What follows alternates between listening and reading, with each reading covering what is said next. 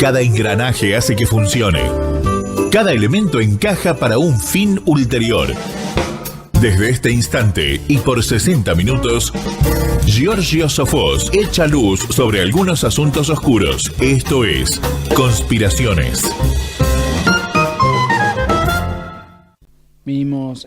Estábamos pegando unos faltazos, pero bueno, ya de a poquito nos vamos recuperando en la asistencia.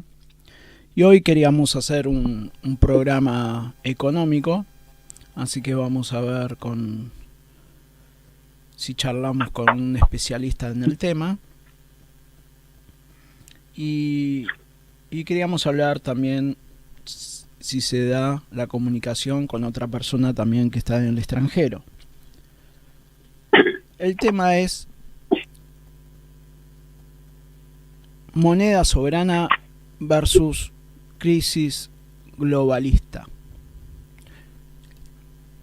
Así que para entender un poquito de esto, lo tenemos del otro lado a Héctor Juliano, que es un especialista en deuda pública y deuda externa, y entre otros temas, ¿no? Bastantes amplios. ¿Cómo se encuentra ahí, Héctor Juliano? Buenas tardes. ¿Qué tal, Jorge? Buenas tardes. Espero se escuche bien, ¿no? ¿Se escucha bien? Sí. Bueno, de acuerdo. Sí, escuchaba lo que decían. Mira, el temario, como siempre, el temario económico es muy amplio. Yo ahora estoy por zambullirme en el tema presupuesto, que todavía no se conoce. Hoy lo conseguí, pero no fue editado por el Ministerio de Economía todavía, sino lo conseguí del proyecto que pedí a la Cámara de Diputados, el proyecto que entró, pero el Ministerio de Economía tiene que publicarlo, editarlo completo lo antes posible, porque lo que hizo el presidente el domingo no fue la presentación de un presupuesto, fue un discurso de él, pero con respecto al presupuesto, a los datos, a las planillas, a las proyecciones, etcétera, está todo para ver. Así que sea, se estaba escapó. en esto. Se escapó del... No, fue a hablar de lo que... voy a repetir lo que dicen todos los discursos, a cacarear con respecto al déficit fiscal. Cero, es una burla, parece directamente una bofetada a la opinión pública.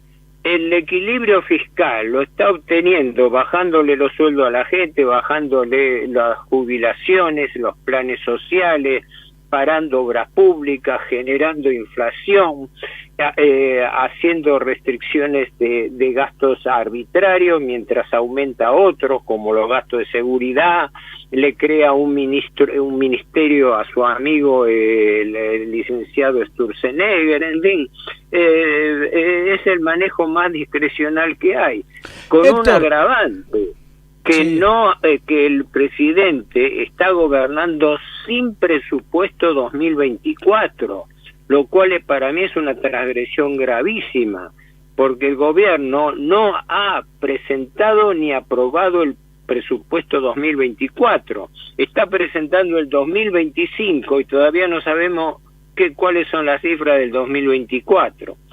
Así que todo este tema que vos planteás sobre la relación entre moneda soberana y globalización financiera pero está en una esfera mucho más alta de lo que toca al panorama estrictamente argentino. Bueno, Yo usted sale a comprar.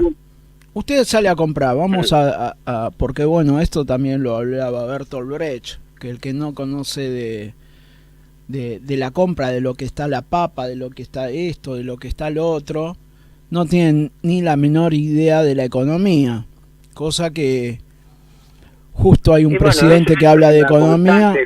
Efectivamente, el ciudadano corriente no entiende nada lo que está pasando. Lo único que entiende es que va al supermercado y los precios cuestan más, salen más caros, que toma un medio de transporte y le sale más caro. Después que el presidente venga a decirle que el sinceramiento de precios es todo un discurso macroeconómico que el hombre medio no entiende.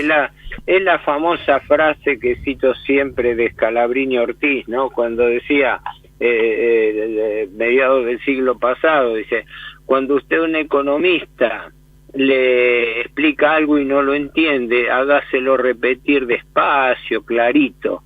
Y si aún así no lo entiende es porque lo están estafando. Bueno, esa es lo que estamos viviendo ahora.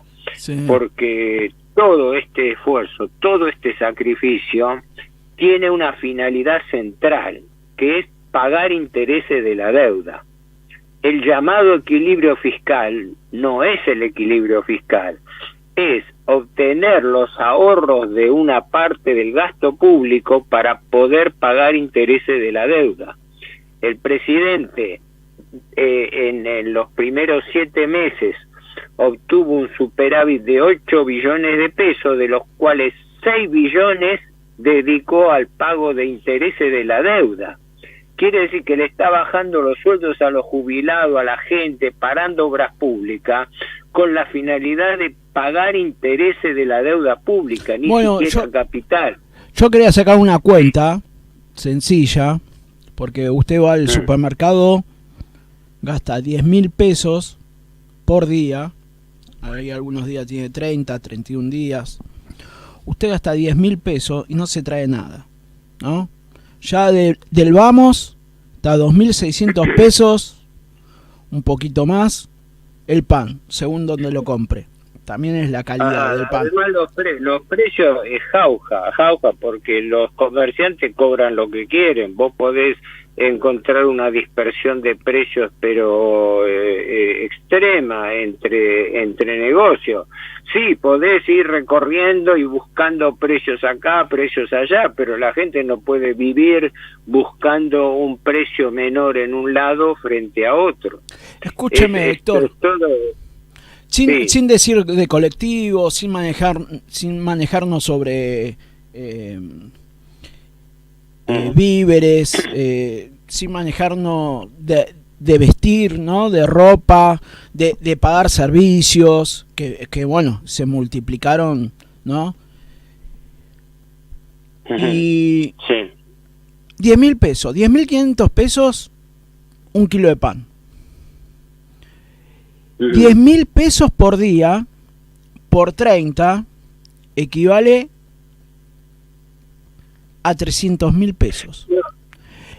No, el jubilado se han hecho, es más ahora que no tengo las cifras a mano, pero creo que se ha determinado que el costo para un medio, para una familia tipo, necesita entre 1.500.000 pesos, bueno, eso como ingresos mensuales. Y bueno, y por eso tenemos Milei aumentó y ha llevado del 52 según se estima al 57% la cantidad de población que vive bajo la línea de pobreza.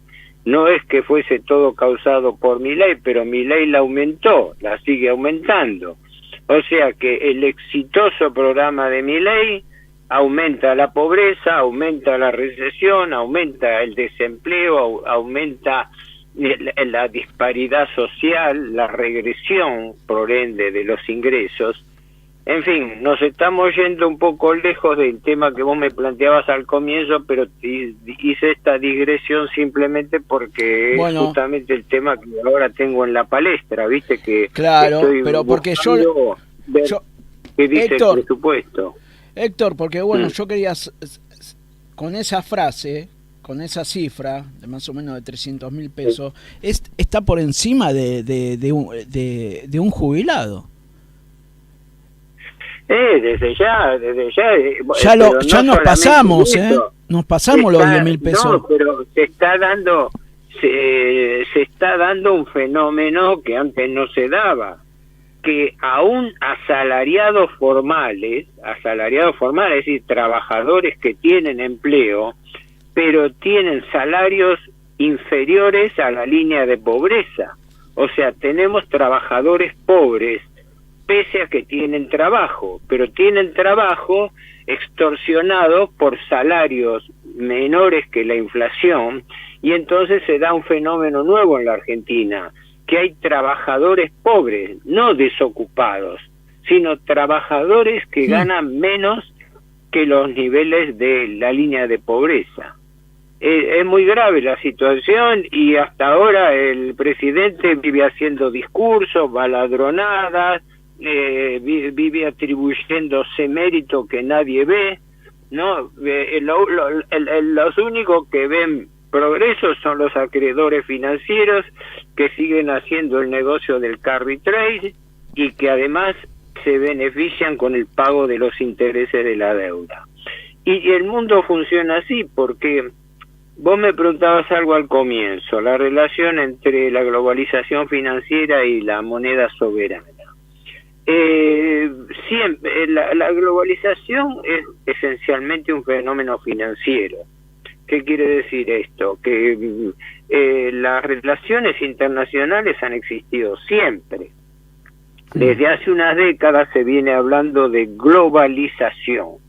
Bueno, es una denominación que para mí lo único que hace es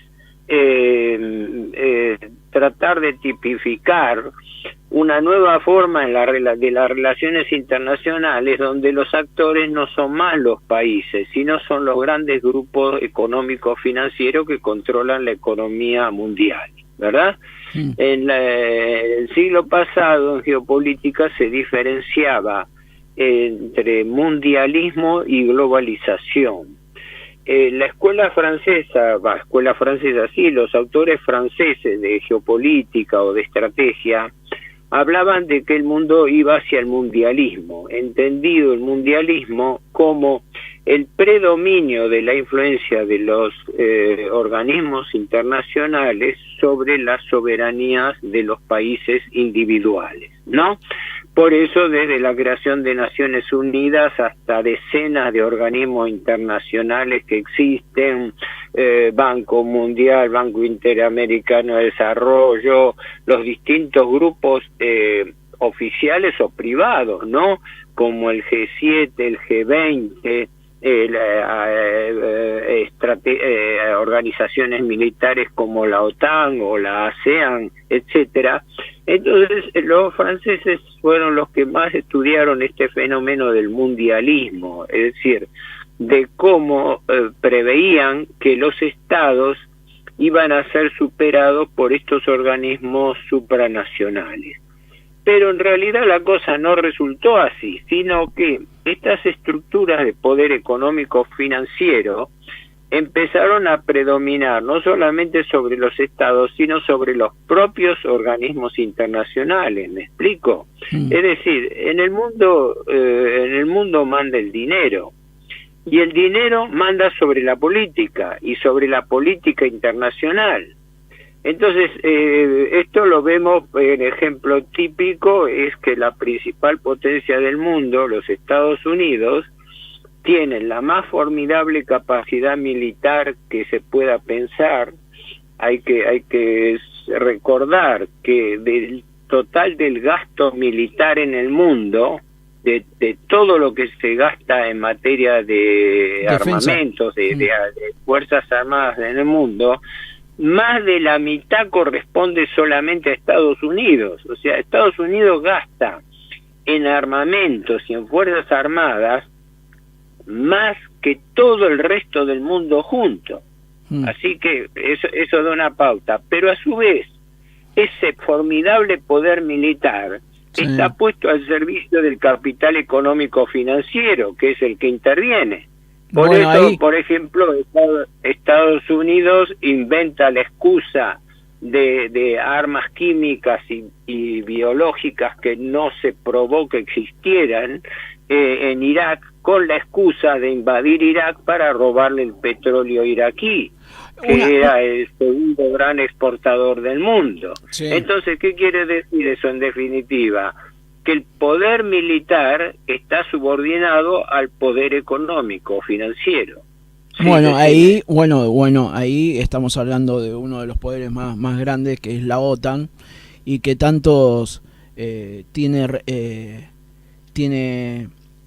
sitios repartidos por todo el mundo, en todos los países, ¿no? Y hay veces que tienen más bases, Bueno, más de una base naval. Se habla de que Estados Unidos posee en el mundo, con diferentes grados de importancia, desde ya unas 800 bases en todo el planeta, considerando bases desde las bases formales, ¿no?, de la OTAN y otros más, hasta destacamentos, hasta ubicaciones estratégicas. Acá ahora con el gobierno Milei intentando en Ushuaia, sea por Estados Unidos, por la propia Gran Bretaña, intentando también colocar bases en la triple frontera, en Neuquén, por la presencia de la base china, etcétera. En definitiva, Estados Unidos es en realidad hay que hablar del imperio norteamericano. Esto ya lo señalaba un autor francés muy reconocido, Raymond Aron, en la década, 60, 50, 70. Él escribió un libro que se llama La República Imperial, ¿no?, refiriéndose a Estados Unidos. Y claro, porque uno está acostumbrado a que los imperios se presentan en una forma monopólica de poder aristocrático de un sector o de un gobernante, pero un gobierno republicano manejado por el poder económico financiero es el que constituye la República Imperial Norteamericana, porque los Estados Unidos están gobernados por el capital financiero internacional, que por el momento tiene capital formal en Wall Street, pero que está vinculado con todas las redes financieras del mundo, empezando por la City londinense, por la bolsa de Frankfurt, por la de Tokio, y controlando en definitiva todos los flujos macro de dinero del mundo a través de los fondos de inversión. Así que la situación a nivel mundial está fuertemente centralizada por el poder financiero mundial. Sí, como como el poder financiero de Londres, ¿no? Sí. Tiene En que ser realidad, más fuerte. Esa es parte de lo que eufemísticamente se llama la relación especial. Habría mucho para decir de eso, pero nosotros lo sufrimos en carne propia con Malvinas, ¿no? Sí. Cuando Estados Unidos apoyó a Gran Bretaña, no solamente concediéndole la escala de la base de la isla de Ascensión, sino, peor aún, suministrándole información satelital y proveyéndolo de misiles Sidewinder, que fueron los más efectivos en contra de la aviación argentina, y que gracias a esos proyectiles norteamericanos, los ingleses los usaron para destruir nuestra fuerza aérea, ¿no? Y ahora resulta que aparece un presidente Milei, como antes lo fuera Menem, ¿no?, a postrarse nuevamente al servicio de los intereses británicos y norteamericanos, porque en este momento la Argentina está subordinando su política exterior a los lineamientos del lobby, porque el lobby excede el país. El lobby es toda una red de contactos que va por encima de las estructuras formales de los países. Y entonces, en este momento, el poder mundial, en mi opinión, está centrado en el poder anglo-norteamericano-israelí, del lobby anglo-norteamericano-israelí. Bueno, que es lo que se está viendo en el mundo, ¿no? Eso es una realidad, no lo digo yo, hay que simplemente leer los diarios. Bueno, si hubo una criatura entre la pareja de Menem y Cavallo, una criatura media bestial, podríamos decir, porque bueno, Parece como que si es el ideal de la vida, ¿no? A seguir. Creo que estamos hablando de Milei, porque hasta, no sé, hasta se le ocurre salir con la Yuyito González que estuvo con Menem. Y bueno, empezamos a hablar de un montón de cosas, del dólar. De lado las anécdotas personales. Sí. No hay ninguna duda que el modelo de Milei es la réplica de Menem en el siglo XXI, lisa y llanamente. Alguien que no tiene la más pálida idea de lo que es la estructura de poder ni la militancia política, que conoce. Menem conocía el cabildeo político, de la politiquería de la partidocracia, pero desde el punto de vista como gobernante fue un peón de la política anglo-norteamericana, y el artífice de esa política fue el ministro Cavallo, ¿no? No es casual que Cavallo primero fuera canciller y firmara los acuerdos con Gran Bretaña en Madrid, los tratados de Madrid 1 y 2, y el tratado bilateral de inversiones que subordinó a la Argentina a Gran Bretaña y condicionó su desarrollo militar, y luego pasase a ser ministro de Economía para endeudar al país con el plan Brady a largo plazo e instaurar una convertibilidad ficticia entre peso y dólar, que en realidad era sostenida por deuda, porque la convertibilidad se sostuvo con deuda. Cuando se acabó la deuda, se cayó la convertibilidad. Por eso Menem tomó un gobierno con 62.000 millones de dólares y la dejó en el doble, en 122.000. Con el agravante que privatizó, es decir, vendió empresas y activos del Estado por 35.000 millones de dólares más, con la excusa de que con ese dinero se iba a bajar la deuda. Y resulta que no solamente no se bajó la deuda, sino que la deuda se duplicó. Así que directamente la convertibilidad fue una mentira. La convertibilidad estaba sostenida con deuda. Cuando después le pasa la bomba de tiempo a De la Rúa, y De la Rúa primero con el negociado del megacanje 2001 de Cavallo, que fracasa, y luego fracasa la convertibilidad, y entonces cuando fracasa la convertibilidad, el Fondo Monetario le corta los desembolsos. Creo que se lo cortó el 16 de diciembre del año 2001, ¿no? De la Rúa se escapó en helicóptero y se acabó la convertibilidad. Quiere decir que la convertibilidad funcionó con deuda. Entonces es mentira que acá la culpa de la deuda es el déficit fiscal. No, la culpa de la deuda ha sido tradicionalmente el endeudamiento externo para retrasar el tipo de cambio, y con ese retraso del tipo de cambio tener excusa para tomar más deuda impagable. El problema de la Argentina es la deuda, porque la Argentina tomó y sigue tomando deuda sin la más miserable capacidad de repago. Y esto sigue haciendo el presidente Milei, pese a que invoca querer no tomar más deuda, pero en lo que va de año ha aumentado la deuda en 82.000 millones de dólares.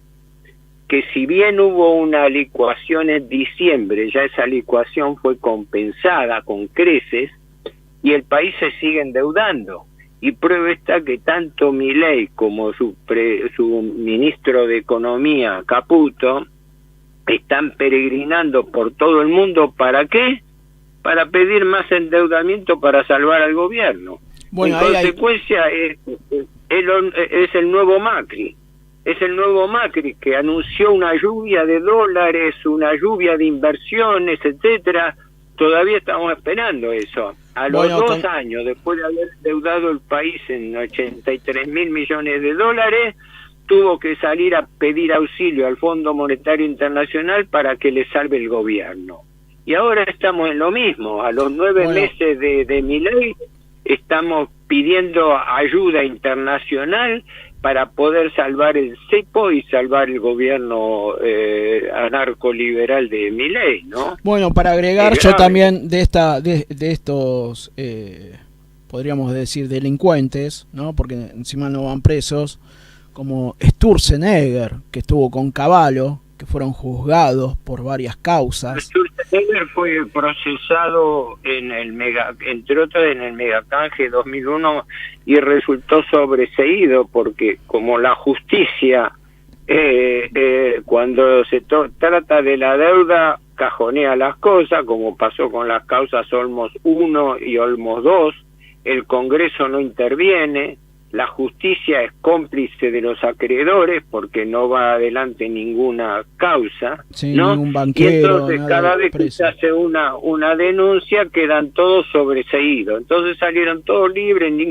sin culpa y cargo, nada, no todos actuaron bien, No, y los premian porque vuelven a los gobiernos, ¿no? No es que los separan. Lo estamos viendo justamente en el caso de Sturzenegger. Vos fíjate qué paradójico. Están hablando de ahorro de motosierra en la administración pública, de reducción de ministerios, y resulta que crean un ministerio para la desregulación y modernización del Estado para Federico Sturzenegger. Eso puede ser motivo de una comisión, puede ser motivo de un equipo de trabajo interministerial que haga la jefatura de gabinete, pero ¿por qué crear un ministerio para eso? Entonces, ¿qué quedamos? Estamos clamando de que queremos desburocratizar al Estado y lo primero que hacemos es crear otro ministerio, ¿no? Lo mismo que estaba... ¿Cómo? Puede ser para lavar plata. Si habla de desregulación... Sí. Bueno, no, la desregulación es muy amplia, abarca muchísimos temas y pueden ser cosas positivas como cómplices, puede haber de todo. Cuando se habla de desregulación quiere decir también descontrol, ¿no? Bueno, sí, porque pero imagínense si meten todo en la misma licuadora, se imagina lo que sacan ahí esta gente que encima, bueno, las nombran impunes y le dan un ministerio con toda la criminalidad y las astucias que tienen. Espera, separemos lo siguiente. Las medidas, yo digo, son burocráticas, aumentan la burocracia. Ahora, que esa burocracia a su vez esté acompañada o no por delitos contra la función pública es otra cosa. Hasta ahora, ¿qué ocurre? El gobierno actual prácticamente no da información, porque tanto se cacarea con respecto al acceso a la información, ¿no? El otro día todo el mundo, todos los periodistas escandalizados por el acceso a la información. Y la pregunta que hago yo hace años, hace décadas, estoy tratando, y no soy el único, de obtener información sobre la deuda del gobierno, ¿no? Y no me la dan, no existe, no la tienen, no la dan, no la suministran. Tuve incluso hace años una causa que llevé ante la Defensoría del Pueblo que me dio la razón y aún así no me facilitaron la información. Es decir, la deuda es secreta. Entonces se está cacareando tanto con respecto al acceso de la información. Todos los periodistas a sueldo están bregando todos los días por radio, por televisión, del acceso a la opinión pública, de la sacrosanta libertad de expresión, etcétera, pero resulta que esa libertad de expresión es bastante discriminativa, porque ellos se refieren a enterarse de determinadas acciones del gobierno, pero nadie dice media palabra del acceso a la información sobre la deuda pública, que es secreta, y sobre la cual no se informa absolutamente, no se informa nada. ¿verdad? El gobierno hace grandes licitaciones mensuales de deuda, ¿no? Quincenalmente, y resulta que ni siquiera se da a conocer quiénes son los que compran deuda argentina. La Argentina en este momento, la deuda, por lo que he calculado con los datos de agosto, pasa a los 470.000 millones de dólares, ¿no?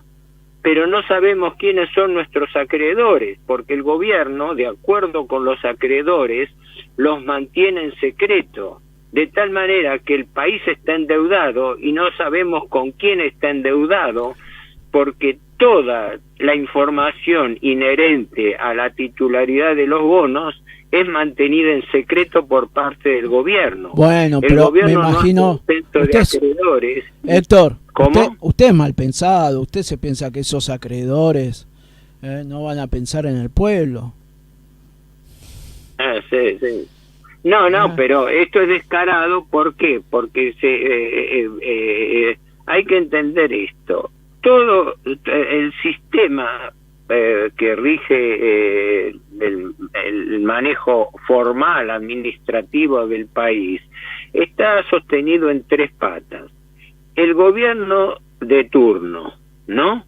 Esto pasa en general, también pasaba con el kirchnerismo. El gobierno de turno, la pseudo oposición que le hace el juego, porque cuando llega el momento se habla mucho de la casta, pero le venden los votos al gobierno, ¿verdad? Como ha pasado con la ley de bases, con la ley, el paquete financiero, ahora con la infamia de convalidar el DNU que le reduce los ingresos a los jubilados, y todavía el presidente se manda el desafío de que invita a los 87, creo que diputados y senadores, a los diputados, 87 diputados que votaron a favor, no sé qué cantidad son, los invita a un asado para homenajearlo y para llamarlos héroes a los que le están robando los ingresos a los jubilados. Y ese dinero que se roba a los jubilados se utiliza para pagar intereses usurarios de la deuda pública. Bueno, hay una foto que se sacó. Hay una foto que se juntaron, ¿no? Porque era clave, ¿no? De no aumentar los jubilados y no daban a torcer. Ajá. Eran Caputo y Sturzenegger. Sí, pues en realidad es la política impuesta al gobierno. Yo no, en lo personal, creo que el presidente Milei no toma una sola decisión de gobierno, ni tampoco Caputo, ni Sturzenegger. Son funcionarios que cumplen órdenes del establishment, un títere como Menem. Financiero. No, lo mismo que Menem. Menem, ¿qué decisión tomaba Menem? Bueno, Héctor, cuando habla... persona que ni... ¿Cómo? Claro. Bueno, pero cuando habla de economía, Milei sigue mintiendo, pero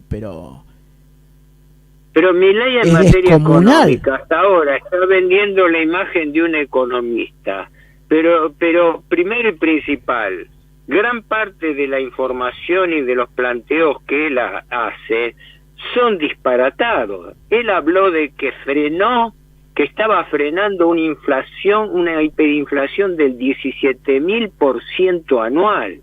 Es un disparate que no pudo demostrar ni él ni nadie, ¿no? Y sin embargo lo tiró así como dándose ínfulas de que él por ser economista o por haber estudiado economía es capaz de decir cualquier cosa, mientras que otros economistas que realmente saben y saben mucho más que él le están advirtiendo de que esas cifras no tienen fundamento. Entonces, exacto, una de dos: si el presidente quiere utilizar su imagen de economista para hacer discursos políticos dogmáticos, es otra cosa. Ejemplo concreto, su autodefinición de anarcoliberal. El anarcoliberalismo es una forma extrema de liberalismo que es un desprendimiento de la escuela austríaca de von Hayek y von Mises, pero sostenida fundamentalmente en Estados Unidos sobre la base de las ideas de Milton Friedman, sí. Aunque no consta que Milton Friedman se autocalificase de anarcoliberal, pero sí de un anarcoliberal que fue el que usó el término, fue Rothbard, un economista que ya falleció hace tiempo, también creo del hijo de Milton Friedman, que en Estados Unidos se empezaron a llamar anarcoliberales, ¿no? Bueno.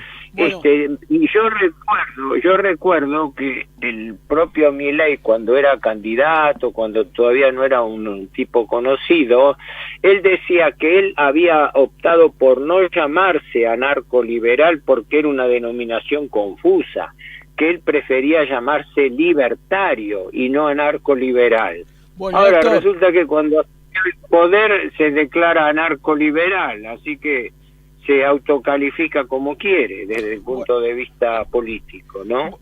Sí. Sí. Bueno, voy a nombrar dos libros. Uno es un poquito de la historia de todo, de las tres olas que iban viniendo según iba avanzando la civilización, que ese era Alvin Toffler en el 80 y tiene Toffler. Sí, y tiene varias características sobre varios temas, y bueno, en una de esas habla mucho sobre esto de la economía, que está viendo una economía global que ningún economista sabe bien o la hunde mal para una economía mundial, ¿no? Desde que ya aparece en el 70, porque bueno, si uno se percata de todo esto, bueno, se van hundiendo bancos, y los va salvando los mismos títeres que son votados, como Obama y otros, ¿no? O a corporaciones y todo. Y entonces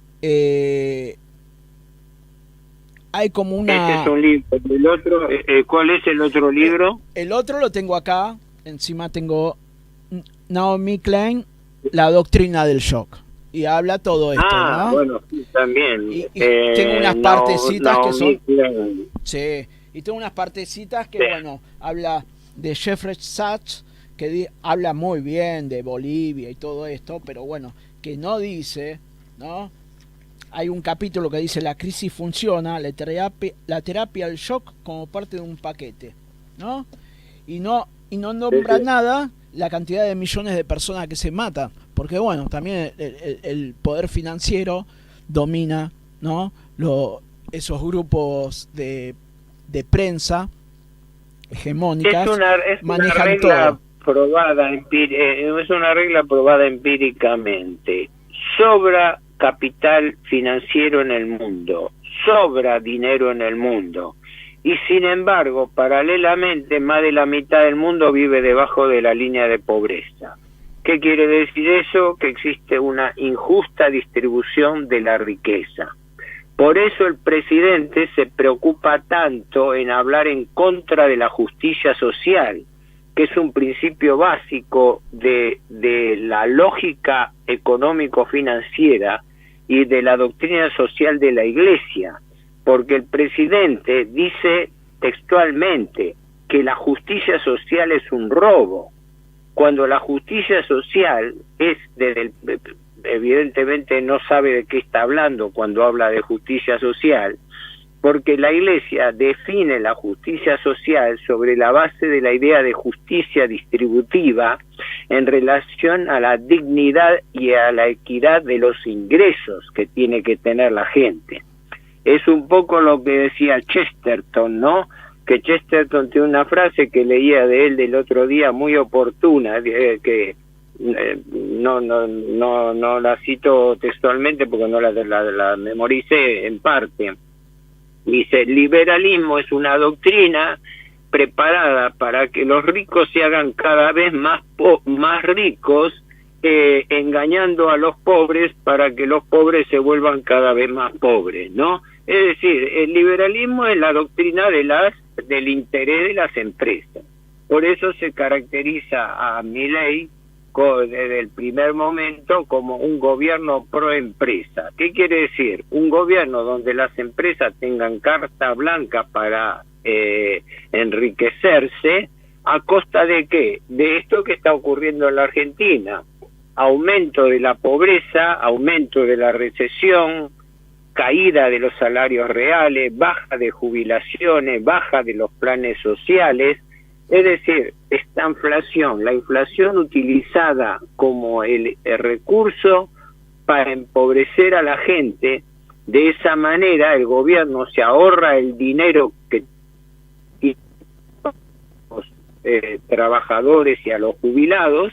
¿Para qué? Para destinar ese dinero para pagar intereses de usura a los acreedores de la deuda pública. Esa es la realidad. Y eso nadie lo dice. Vos fíjate que nadie dice eso. En todos los discursos del presidente vos oís hablar de deuda pública.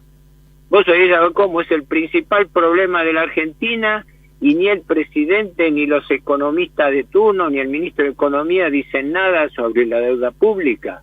¿Por qué? Porque todo este esfuerzo de ajuste está puesto al servicio de pagar intereses de la deuda, ni siquiera capital, porque de capital no se puede pagar un centavo. Se hace este ajuste para pagar intereses. Bueno, Héctor, sí. me gustó este programa, pero bueno, me gustaría hacer otro más y profundamente, y bueno, tocamos varios temas. Sí, aunque llamame con un poco de anticipación, esto a veces fue todo improvisado. Estas cosas para mí me son familiares y quizás en parte las hemos hablado otras oportunidades, pero para el que lo escucha puede ser. Después mandame la grabación, así yo también la tengo. Bueno, Héctor, muchísimas gracias. Del otro lado, a Ricardo también. Y bueno, y viene un nuevo programa que siempre está, así que quédense aquí escuchándolo por FM. Gracias por tu entrevista y saludos a los colaboradores y a los oyentes. Gracias. Muchas gracias a usted, Héctor, que siempre nos salva con el programa. Nos vemos hasta la semana que viene. Ha llegado el final, pero a estar atentos, porque detrás de cada asunto aparentemente inocente hay un motivo oculto. Nos reencontramos el martes próximo con más conspiraciones.